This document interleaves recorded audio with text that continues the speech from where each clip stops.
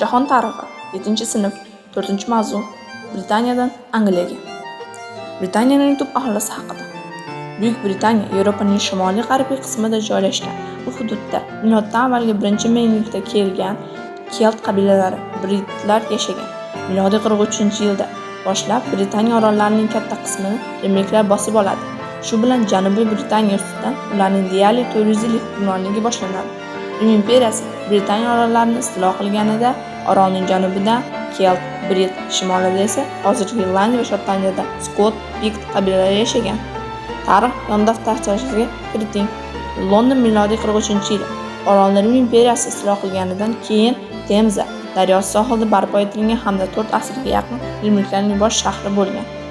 Anglosakslar bosqini. Rimning Britaniyadagi legion 407-yilda Italiyaga qaytganidan so'ng oroldagi rimlik aholi ham qit'aga qaytadi. Bu paytda oroldagi Brit, Keltlarning o'zaro urushlaridan foydalangan shimoliy hududlardagi Pikt va Skot qabilalari ularga qarshi hujum boshlaydi. Bundan himoyalanish maqsadida Britlar Germaniyaning ichki shimoliy qismida joylashgan Angl-Saks, Yud va Rifris qabilalari umumiy nomi anglosakslardan yordam so'raydilar. Germanlar dastlab 3 ta kemada kelishadi, lekin mahalliy aholining harbiy jihatdan ojizligidan foydalanib, anglosakslar yuzlab, minglab qabiladoshlarini himoyachilardan istilochilarga aylanishga undaydilar. Qirol Artur. Oroldagi so'nggi rimliklardan Ambrose Aurelian 6-asrning boshlarida britlarni birlashtirib, anglosakslarga qarshi deyarli yarim asr kurashadi. Kelt qabilalari xotirasida bu g'alabalar haqidagi ma'lumotlar asrlar davomida saqlanib kelindi. Lekin rivoyatlar bosqinchilarga zarba bergan qahramonning ismi o'zgargan. Bosqinchilar uni Arturus, ya'ni Artur deb atashgan. Ilk feodal davlatlar.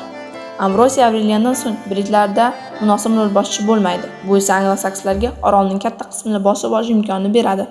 Orolda joylashgan anglosaks qabilalari esa 5-6 asrlarda mahalliy britlarning qolgan qismini bo'ysuntirib, o'zlarining ilk feodal qirolliklarini tuzishadi. Mahalliy britlar orolning shimoliy-g'arbiy qismiga surib chiqariladi. Istilo dahshatidan ko'pgina britlar va keltlar Franklar davlatining Armorika viloyatiga ko'chib o'tib, bu yerga Britain nomini berishadi. Britlarning bir qismi urushda halok bo'ladi. Qolganlari keyinchalik germanlar bilan aralashib ketadi. Britaniyada Kelt, Brit tillari emas, istilochi angllar tili ustunlikka erishadi. Ular turli lanjlardan so'zlashgan, lekin yillar o'tib angllar yashagan Mersi shevasi tobora keng qo'llana boshlaydi. Shu tariqa keyinchalik istilochilar muomalasidagi til ingliz, mamlakat esa Angliya nomini oladi. Bosqinchilar ko'plab qabilalar va bo'ysuntirilgan aholining qolgan qismi yagona xalq sifatida birlasha boshlaydi. Tarixda ular anglosakslar nomini oladi. Davlat boshqaruvi. Anglosaks qirolliklari monarxiya davlati bo'lsa-da, ularda qirol hokimiyati zaif edi. Qiroldaganlardan iborat donolar kengashga qaram edi. Kengash qonunlarni tasdiqlardi va mamlakatning oliy sudi organi hisoblanardi. Hatto kengash qirolni saylash va uni taxtdan mahrum qilish ham mumkin edi. Mamlakatda grafliklar tashkil etilib, ularni qirol vakili, sheriflar idora qilishar edi. Shu tariqa ingliz jamiyati asta-sekin feodal tus oladi. Unda yirik yer egalari lordlar edi paydo bo'ladi. Yangi tashkil etilgan qirolliklar doimiy bir-biriga qarama-qarshi bo'lgan. 829-yilda Wessex hukmdori Egbert oroldagi barcha qirolliklar aholisining yagona davlatga birlashtirilib, o'zini qirol deb e'lon qiladi. Shu tariqa 9-asr boshlarida Anglo-Saks davlatiga birlashtirilib, mamlakat umumiy nomi bilan Angliya deb atala boshladi. Bilog'onlar uchun dumaloq sil afsonasi. Afsonaga ko'ra, qirol Artur majlislarida ishtirokchilar bir-birlari bilan eng yaxshi joy masalasida bahslashmasliklari va o'zlarining teng his qilishlari uchun davra stolini o'ylab topgan. Chunki feodallar o'rtasida yuqori o'rindiqqa o'tirish uchun tez-tez tortishuvlar bo'lib turar. Bu hatto qirolli to'qnashuvlarga aylanib ketardi. Davra stoli Camelot qal'asidagi eng katta zalda edi. Uning atrofidagi o'rindiqlarda ritsarlardan o'z jasorati bilan oliyjanob va halol insonlar davrasiga kirish huquqini qo'lga kiritgan hamda yuqori ritsarlik ordeniga sazovor bo'lganlar o'tirgani aytiladi. Manbalarda ritsarlarning soni turlicha keltiriladi. Ularning aksariyati 24 ta bo'lganini yozib qoldirgan.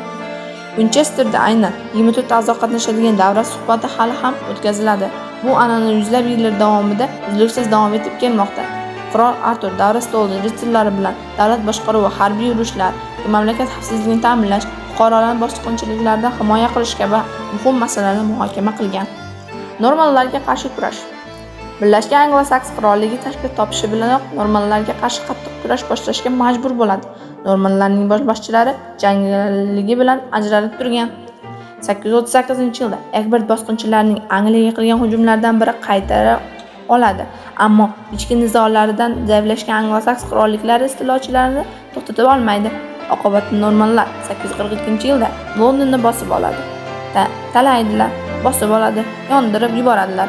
Shundan so'ng juda ko'plab skandinaviyaliklar shimoliy-sharqiy Angliyaga o'rnashib olib, bu o'lkaning taraqqiyotiga ta'sir etadi.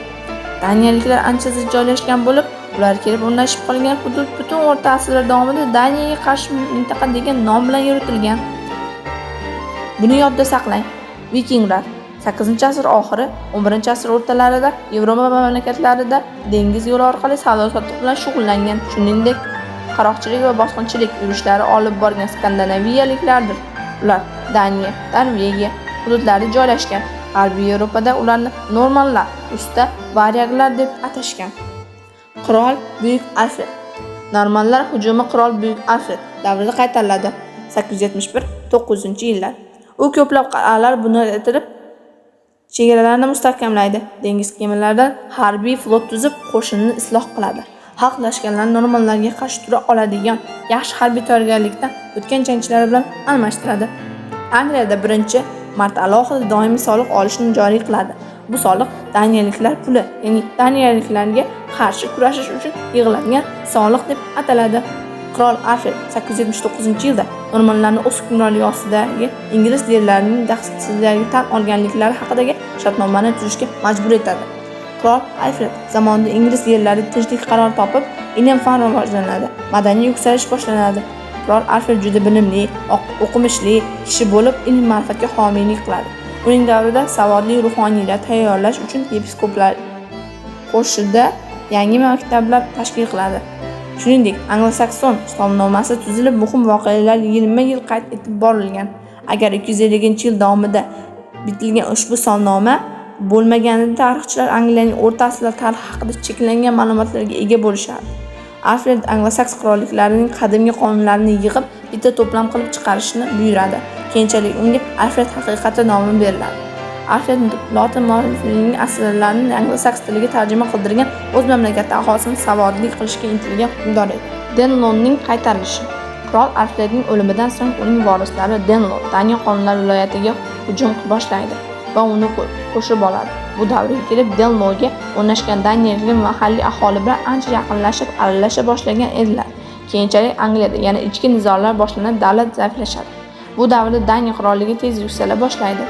Birlashgan qirollik 11-asr boshlarida normanlar Angliyaga qayta hujum boshlaydilar. Daniya qiroli Kanut 13-yilda ingliz sohiliga qo'shin tushirib, uni katta qiyinchiliklarsiz zabt etadi. Kanut ayni paytda Angliya qiroli deb ham e'lon qilinadi. U Angliya bilan birgalikda Shotlandiya, Norvegiya, Shvetsariyani va Shvetsiyani o'z ichiga olgan yirik davlat barpo qiladi. Lekin uning ihodidan so'ng tuzgan yirik davlati parchalanib ketadi. Shundan so'ng ingliz taxtiga Edvard keladi. Anglo-Sakslar hukmronligini qayta tiklaydi. Vilgelm istilochi. 1066-yilda Fransiyaning shimolidagi Normandiya gersogi Vilgelm bir normand va fransuz ritsarlaridan iborat qo'shin bilan Angliya qirg'oqlariga tushadi. U anglo-sakslarni daniyaliklardan ozod qilmoqchi ekanligini da'vo qilsa-da, lekin aslida Angliyani egallashga intiladi. Shuning uchun u ingliz cherkovida o'z ta'sirini kengaytirishni orzu qilgan papa tomonidan qo'llab-quvvatlanib, anglo-saks qo'shinlarini mag'lub etadi va o'zini Angliya qiroli deb e'lon qiladi. Normandiyaliklar hukmronlik o'rnatilgach, ko'plab anglo-sakslar o'z mulklarini yo'qotadilar. Hamma joyda yangi zodagonlarning tosh qal'alari quriladi. Vilgelm I eng yaxshi yerlar va o'rmonlarni qirollik qo'riqxonalari deb e'lon qiladi. Inglizlar qo'zg'olon ko'tarib, ingliz emas, balki eski fransuz tilida gapiradigan qirolga qarshilik ko'rsata boshlaydi. Vilgelm Ining vorislari qirol hokimiyatini mustahkamlashni davom ettiradilar. Xususan, keyingi o'g'li Genrix I davrida qirollik sud kuchayadi. Shuningdek, qirollik moliya boshqarmasi ham tashkil topadi. Genrix Ining o'g'li farzandi bo'lmaganligi sababli uning vafotidan so'ng taxt uchun kurash avj oladi. Uzoq davom etgan bu kurashda qizining o'g'li Genrix II g'alaba qozonadi. 1154-1189. Genrix II davrida moliyaviy va harbiy islohotlar o'tkazadi. Baronlarga harbiy xizmat o'rniga xazinaga qalqon puli solig'i to'lashlariga ruxsat beriladi. Bu islohot qirolga muntazam yollanma qo'shin tuzish imkonini beradi. Shu tariqa Angliyada qirollar hokimiyati kuchayib boradi.